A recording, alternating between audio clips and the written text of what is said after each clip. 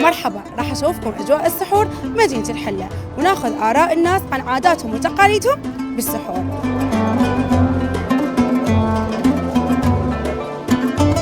احنا كشباب نفضل الاكلات الشعبيه، لذلك نتسحر برا. شو تفضل، الأكلات الثقيلة ولا الخفيفة؟ طبعا الثقيل، احنا كعراقيين نحب الاكل الثقيل والسحور.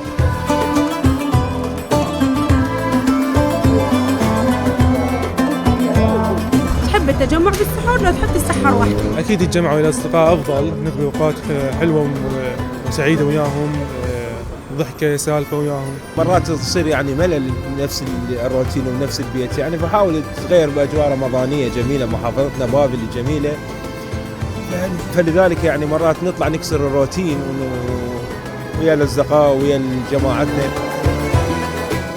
مثل ما شفتوا وياي الأجواء بوقت السحور ولمة الناس اللي تزيد يوم عن يوم برمضان. كتبوا لي بالتعليقات انتم شو تفضلون، السحور بالبيت لو برا؟